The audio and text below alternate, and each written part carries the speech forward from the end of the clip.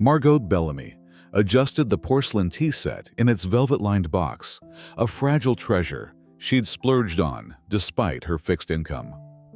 At 62, she still believed in the power of gestures, small things done with great love. On the kitchen counter sat a tin of lemon cookies, the kind her grandchildren devoured, and a bouquet of fresh lilacs from her garden. It was all for Isabel.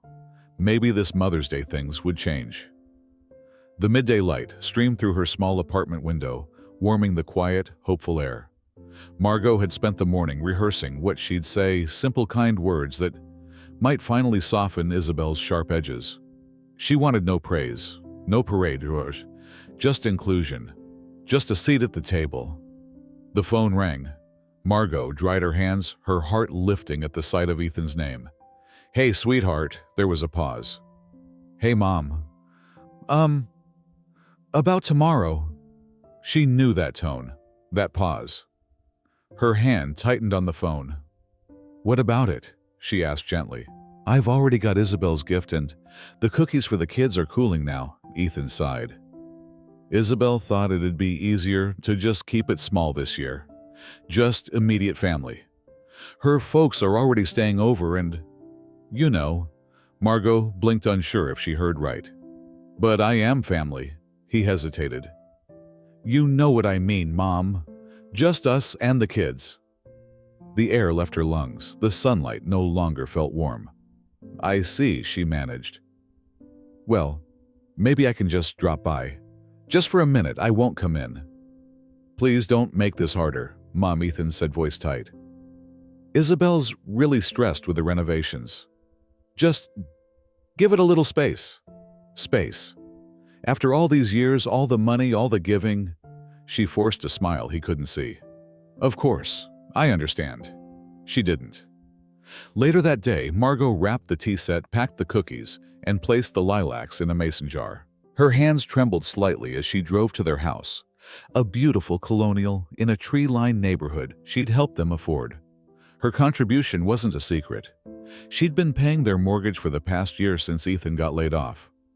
Still, she'd never asked for anything in return but to be treated with love. The driveway was empty. Maybe they were out. Margot stepped quietly onto the porch, arms full of gifts. That's when she heard Isabel's voice through the open window. "No, Mom, don't worry," Isabel said, laughing. "She's not coming.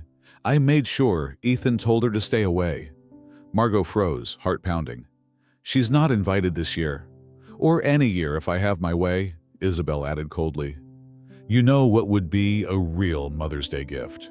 When that old witch finally ends up in a nursing home."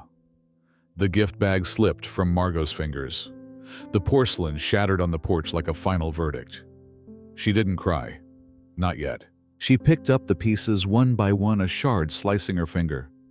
Still, she said nothing. Just walked back to her car and drove home. At home, she sat in silence. The cookies still nestled in their tin, untouched. The check for the mortgage payment lay on her table, $2,100, nearly half her monthly income. Her hands no longer shook as she picked it up, tore it in half, and called the bank. "Yes, I'd like to cancel a recurring payment," she said. Her voice didn't quiver. Not anymore. When she hung up, a strange stillness settled over her. For the first time in years, Margot could breathe. She looked at the gifts, now symbols of a woman who'd begged for affection with sweetness and silence. "No more," she whispered. "No more being overlooked. No more paying to be included. No more shrinking into corners just to keep the peace." Mother's Day would come and go.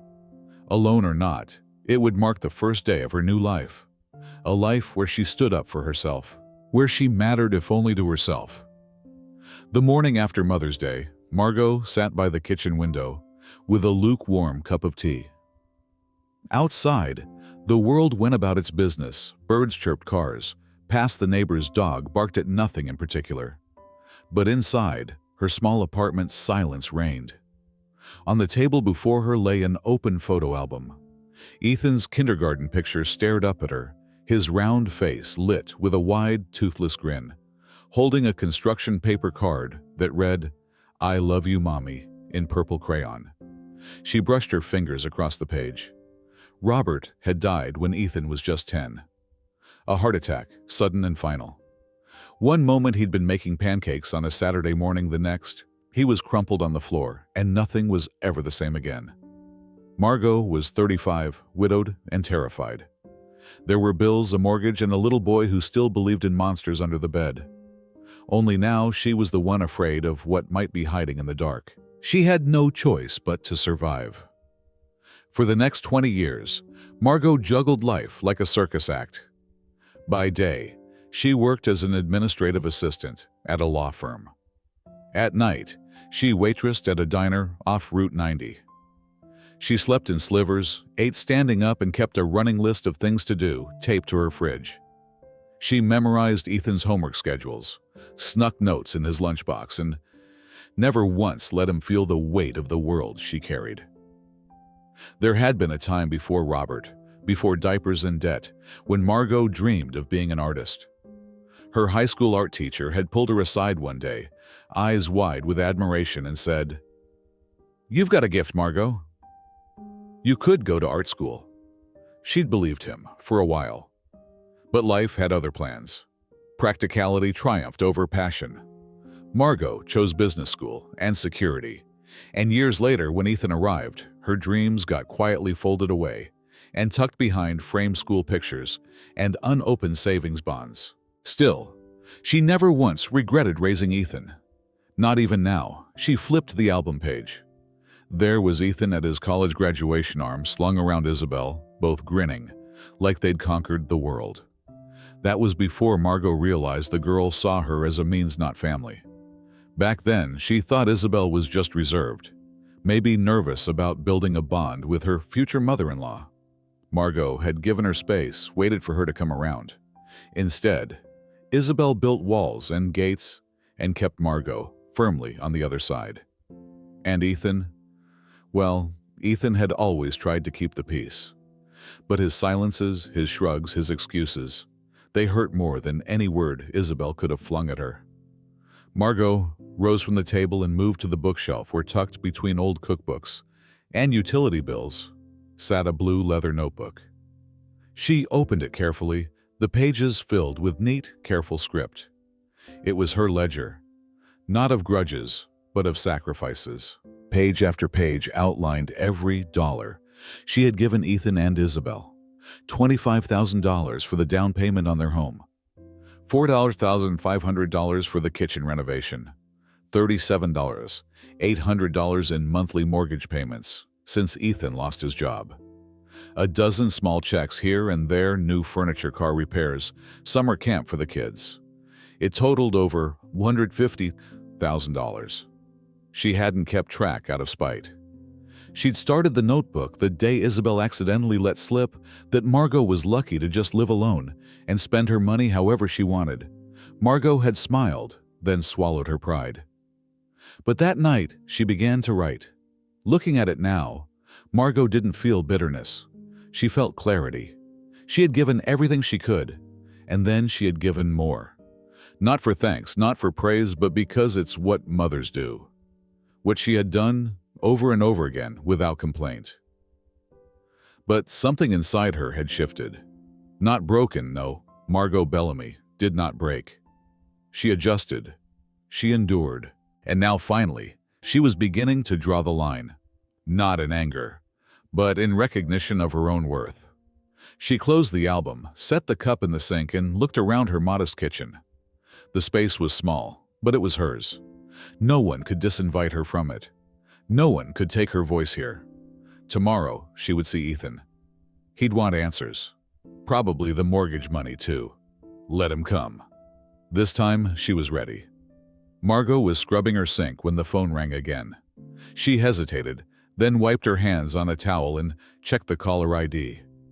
Ethan. The last time they'd spoken, she'd barely managed to keep her voice from trembling. Today, there would be no trembling. She picked up. "Hi, Ethan." "Mom," he said, skipping greetings. "The bank called. They said the mortgage payment didn't go through." "What happened?" "Straight to business." Not even a pause to ask if she was okay. Margot took a slow breath. I canceled the payment. There was silence. Then what? Why would you do that without telling me first? I don't owe you notice, Ethan. That money comes from my account. You said you'd help. We agreed? No, she interrupted, her voice calm but firm. We didn't agree on anything. I offered help when you lost your job. That offer was never meant to be permanent. He exhaled loudly, frustration creeping into his tone. You could have at least warned me. We're counting on that money, Mom. And I was counting on being treated like family, Margot said, her voice cool. Instead, I was excluded. Again. And I heard what Isabel said. There was a pause. What do you mean I was at your house? She said evenly. Just dropping off the Mother's Day gifts. I didn't plan to stay. But I heard her through the window. Ethan didn't respond. She said the real gift would be when I'm finally in a nursing home. Called me a witch. Laughed about making sure I was told to stay away. Does that ring a bell? His silence was answer enough. I see, she said softly. She didn't mean it like that, he said quickly. You know how Isabel is. She was just stressed. She vents. And I'm supposed to be okay with that, Margot asked. Is that the standard now, that my daughter-in-law gets to call me names, mock me, exclude me from holidays, and I just keep smiling and paying the bills? She didn't mean it, Mom. You weren't there, Margot said. But I was. I heard her. And it wasn't stress. It was cruelty. The kind that's been building for years. Ethan's tone hardened. So, this is what this is really about.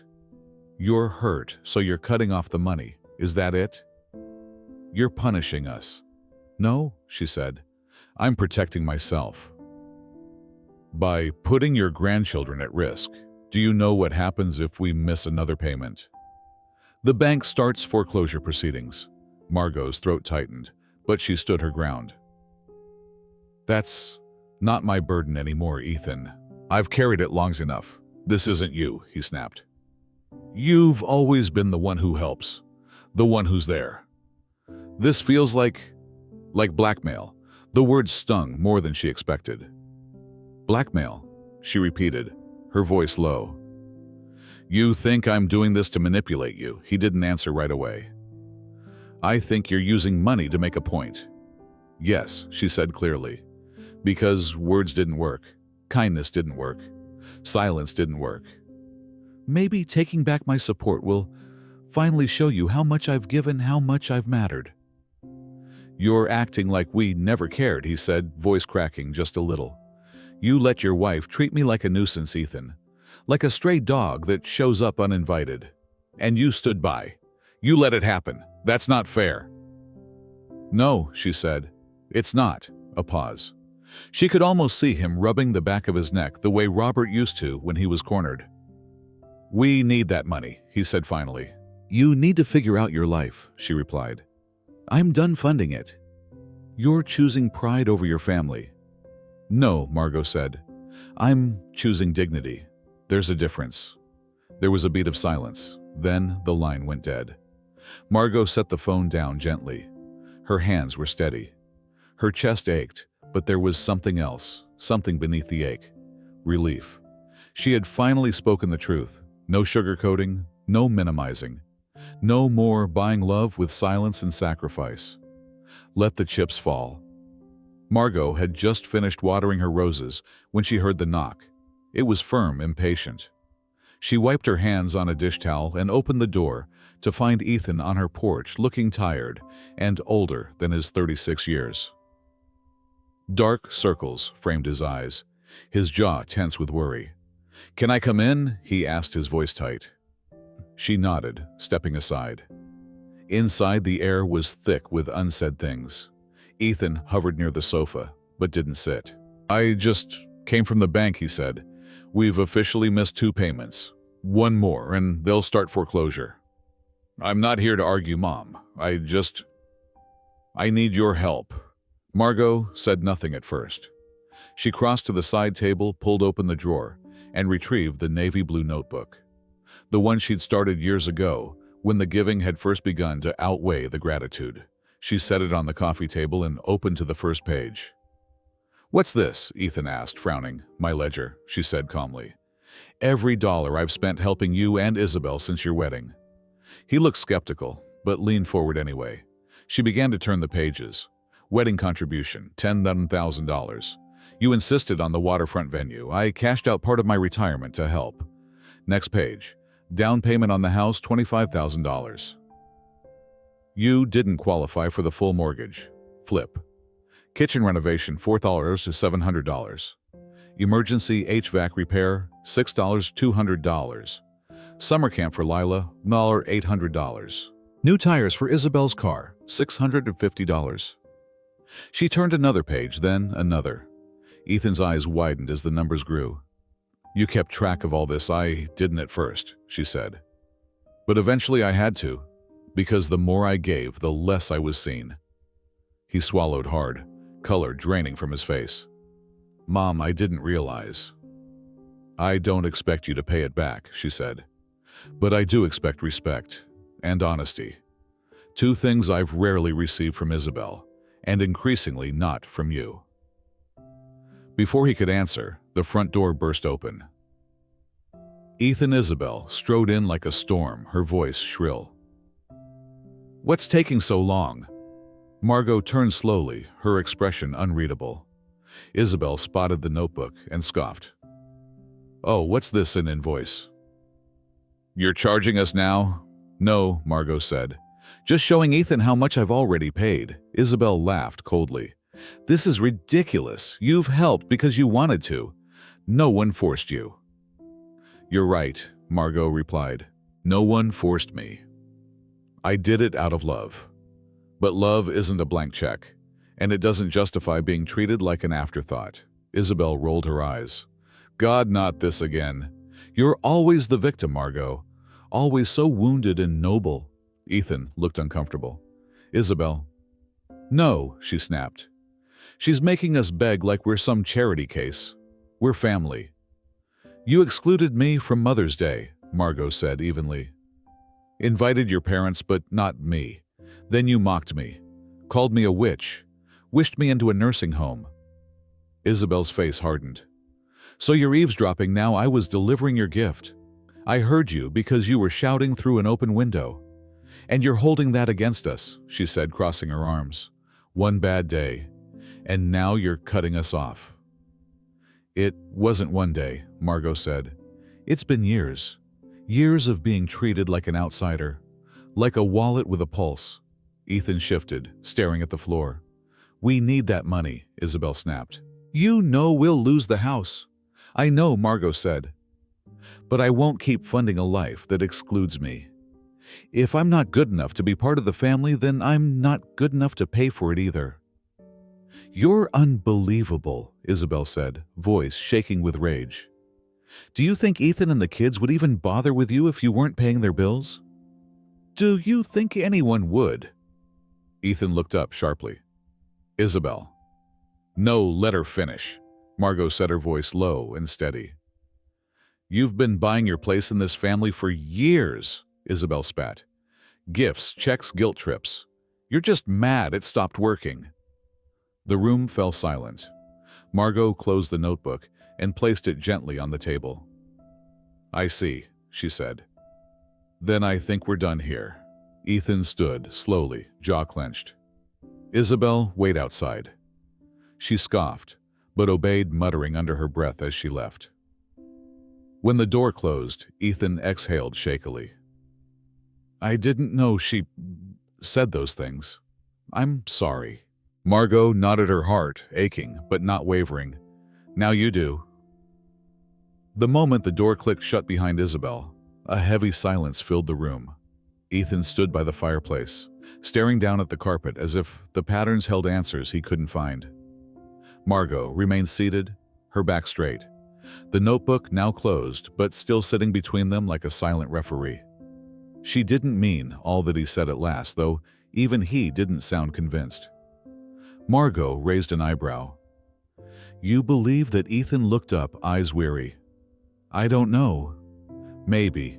She gets worked up. No, Ethan, Margot said, voice firm but calm. This wasn't about stress. This was about contempt. She's shown me in every way possible that she doesn't want me in your lives. Today, she just said it out loud.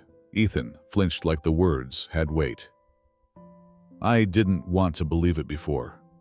But now, his shoulders dropped. Now I don't have a choice. Margot stood slowly, gathering the teacups from the table and walking them to the sink. The motion felt grounding familiar.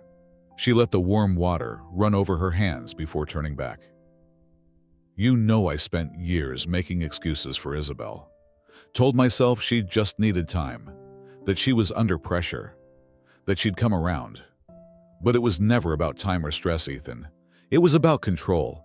She never wanted me close. And you let her push me away, Ethan winced. I didn't mean to. But you did, she said gently. With every missed phone call, every family photo I wasn't in, every holiday where I sat alone while you said nothing. I didn't know what to do, he said, almost whispering. You stand up, Margot said simply. You stand up for your mother, for the woman who raised you, who gave up everything to make sure you had a future. His jaw clenched. I know, Margot softened, but only slightly. I'm not saying you owe me forever, Ethan. I'm saying I should matter. Not because I pay the bills, not because I buy gifts, but because I love you. Because I've earned a place in your life not as a favor, but as family. Ethan rubbed the back of his neck the same way Robert used to when he was overwhelmed. She's not going to change, Mom.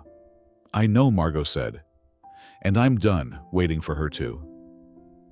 There was a knock, 3 short raps. Isabel again, no doubt growing impatient on the porch. Margot didn't move. Ethan sighed. She's not going to let this go. She's going to push and push until... Until what? Margot interrupted. Until I give in. Keep paying to be tolerated. I don't know, he said helplessly. She's furious. She thinks you're trying to ruin us. I'm not, Margot replied. I'm saving myself. Ethan looked at her like he barely recognized the woman before him, this version of his mother, who had found her voice, who no longer bowed or bent. So what now? You both leave, she said plainly, and figure out what your next move is, without me funding it. Ethan opened his mouth, but she raised a hand to stop him. I'm not saying this to be cruel. I'm saying it because I finally see what I've allowed all these years. I was so afraid of being left out, I let myself be walked on. I gave and gave, thinking it would buy me love. It didn't. It just bought silence. He nodded slowly, eyes glistening but dry. You're right, Margot swallowed the lump in her throat. You need to choose what kind of man you want to be, Ethan. One who stands up, or one who stays silent. He stepped toward her, hesitated, then wrapped her in a hug. For a moment, she let herself melt into it. Her son, still her child, even with all the weight between them. I'm sorry, he murmured. I know, she said, but sorry won't fix this. Another knock at the door, louder this time. Ethan pulled back, nodded once, then turned and walked to the door. As he opened it, Margot caught Isabel's glare over his shoulder. Don't bother calling, Isabel, said her voice sharp. You've made your choice. I have, Margot replied, and I've never been clearer. The door shut behind them. Margot stood in the quiet of her living room. Outside, the wind rustled the leaves. Inside, for the first time in a long time, there was peace. A week had passed since that last confrontation, but Margot still felt the echo of it in the quiet corners of her apartment. No calls from Ethan, no text updates, no photos of the kids, just silence. Until late Friday afternoon when the doorbell rang. Margot, still in her gardening gloves, wiped her hands on a towel and shuffled to the door. She opened it, and there stood Lila, her 11-year-old granddaughter, clutching the handlebars of her bike with one hand and a small backpack with the other.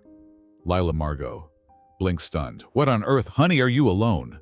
Lila nodded quickly, her face blotchy from crying eyes, puffy and red-rimmed.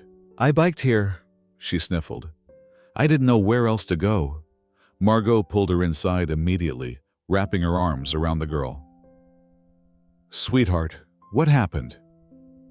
"Does your dad know where you are?" "No," Lila mumbled, her face buried in Margot's sweater. "I waited until they started yelling again. They didn't even notice I left." Margot's heart clenched. She eased Lila onto the couch and knelt in front of her. "Tell me what's going on." Lila wiped her nose with her sleeve. "They've been fighting a lot. About money. About you. About everything. Oh, baby. I heard Mom say that this is all your fault, that you turned Dad against her and now we're gonna lose the house. She said you don't want to see us anymore." Margot sat beside her, taking the girl's hands in her own. "Lila, none of that is true. I love you more than anything in this world. I never stopped wanting to see you." "Then why haven't you?" "Because grown-ups sometimes mess things up," Margot said gently. "And sometimes when they're scared or angry, they say things they don't mean. Your mom, she's upset right now, and she doesn't want me around. But that doesn't mean I stopped loving you." Lila's lip trembled. "She said you're just mad because we didn't invite you to that party." Margot felt the sting of that dismissive explanation, but didn't let it show. It hurt, yes. But that's not why I stepped back. I needed to take care of myself too, Lila. Sometimes love means knowing when to stop letting people treat you badly. The girl leaned into her. "I miss you, Grandma. I miss your cookies and your hugs. And the way you make hot chocolate with the big marshmallows." Margot smiled through a sudden wave of tears. "Well then, it sounds like we've got some catching up to do." She stood, headed to the kitchen, and began pulling things from the pantry. "You want the usual?" "Yes, please," Lila said, voice small but hopeful. Within minutes, the kitchen smelled like cocoa and cinnamon. Margot placed the mug in front of Lila and added a few extra marshmallows for good measure. The girl took a long sip, exhaling softly afterward. "That's better," she said. Margot sat across from her, watching her slowly come back to life. "Tell me everything. School friends, anything. I want to hear it all." Lila talked about her art project, her science fair partner, and the girl in her class who always cheated at hopscotch. For the first time in days, Margot laughed, real laughter, full and warm. After dinner, grilled cheese and tomato soup, Margot called Ethan. He picked up on the second ring. "Mom, she's here," Margot said without preamble. "Lila, she came on her bike, alone." "Oh, God." Ethan's voice dropped. "Is she okay?" "She's safe. She's had hot chocolate and a sandwich, but she's scared, Ethan. She heard you two fighting." There was silence on the line. "I'll come get her," he said finally. "She wants to stay for a bit," Margot said gently. "I'll bring her home later. Christine won't like that." "Christine doesn't have to know tonight." Another pause. "Okay," he said, subdued. "Thank you." After she hung up, Margot joined Lila on the couch. The girl had curled up with a blanket already halfway to sleep. As Margot tucked it tighter around her, she kissed the girl's forehead and whispered, "You'll always have a place here, Lila. Always." That night, as the clock ticked softly and Lila breathed deeply beside her, Margot realized something powerful. Love didn't disappear when it wasn't acknowledged. It endured, quiet and steady, waiting to be remembered. Ethan arrived just after 7 p.m., his car headlights sweeping across the driveway as Margot opened the front door. He stepped out slowly, shoulders slumped, tie loosened, face drawn and exhausted.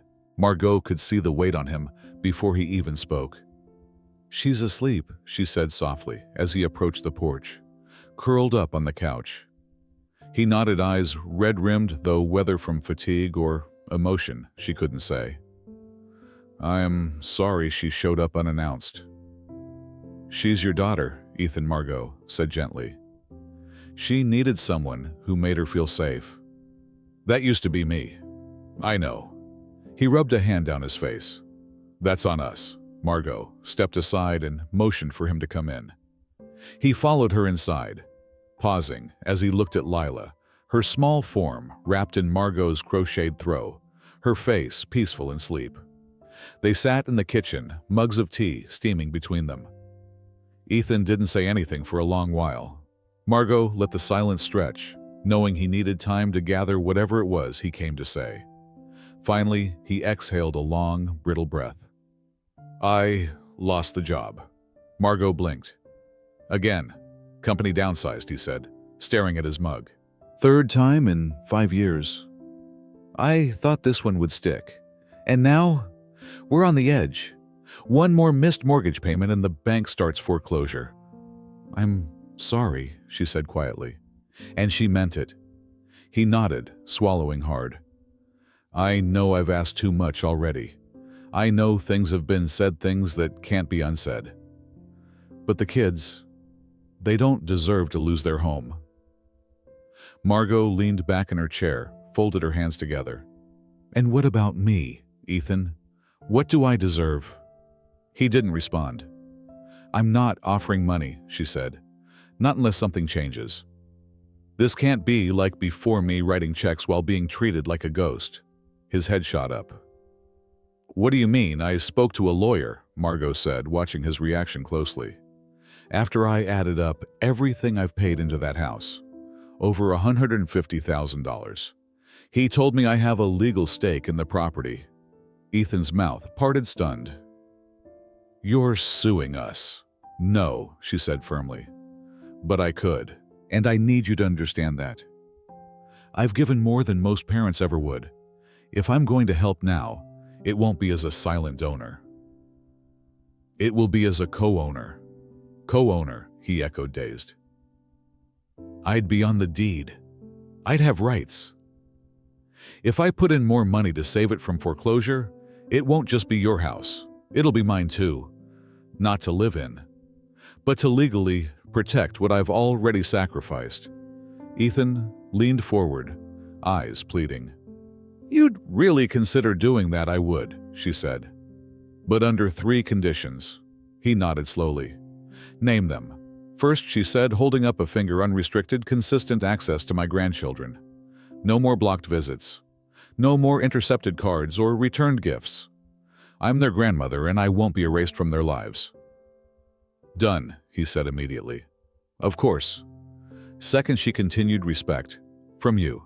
From Isabel. No more cold shoulders. No more pretending I'm invisible." Ethan hesitated, then nodded again. "I understand." "And third," she said, locking eyes with him, "a real apology. From Isabel. Not a forced one. Not something scripted for my benefit. A genuine acknowledgement of how she's treated me." Ethan's face fell. "I know that one's the hardest," Margot said. "But it's non-negotiable." "She won't do it," he said after a long silence.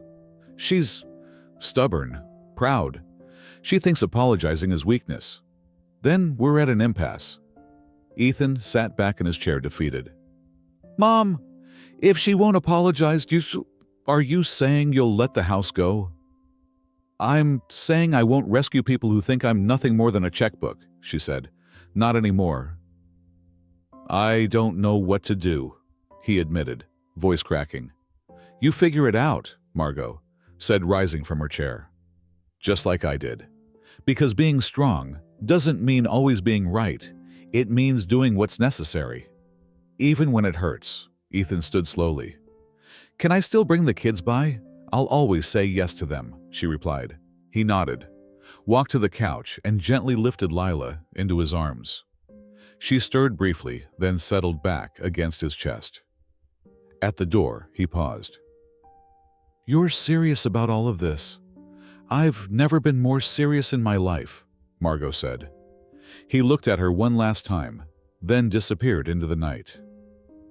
The smell of cinnamon and sugar drifted through Margot Bellamy's kitchen as she pulled the last tray of rolls from the oven. Sunlight spilled through the windows, casting a golden warmth across the counters, lined with tulips from her garden. On the walls, framed watercolors painted scenes from her daily life, her backyard in full bloom, The market in spring, even a quiet portrait of Lila by the window. It was Mother's Day again. But this year, everything was different. There was no tension in the air, no unspoken fear of being left out. Her home was peaceful, lived in, loved. It was hers, not just by deed, but by choice and design. The door burst open. Grandma, Lila and Jonas ran in arms wide, grinning from ear to ear. Margot knelt down as they barreled into her embrace. "My two favorite people," she said, holding them close. Ethan followed, holding a gift wrapped in soft floral paper. He looked rested, lighter somehow. There were lines on his face, but they seemed earned now, not dragged there by stress. "Happy Mother's Day," he said, kissing her cheek. "You remembered," Margot said, teasing though her eyes welled up. "Open it," he urged, setting the package on the table.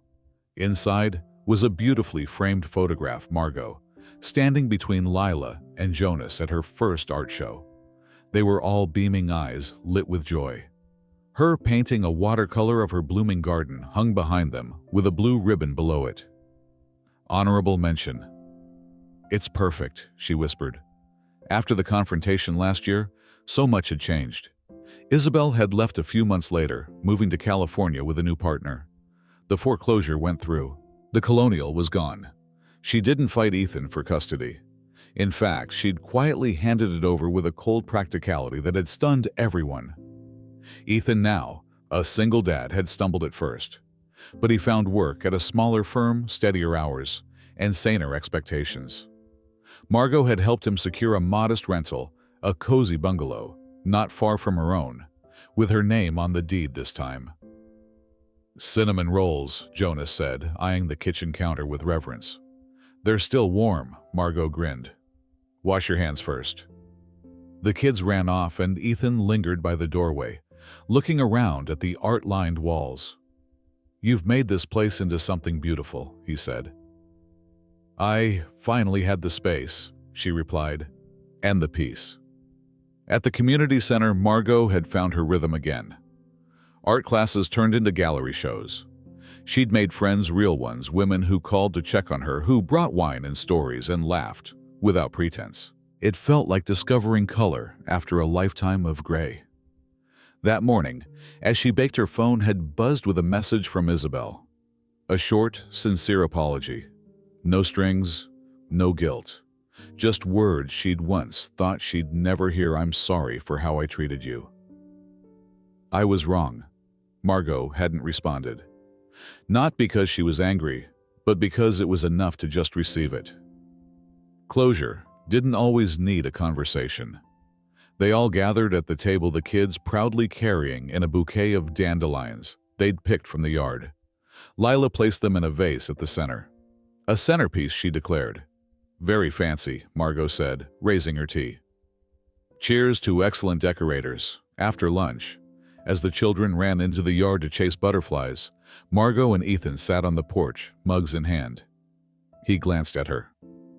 Happy, she looked out at the blooming garden, the laughter of her grandchildren rising like music, and the quiet pride settling into her bones. "Yes," she said, "I really am." She had fought for her dignity, and she'd won not through vengeance, but by finally choosing herself.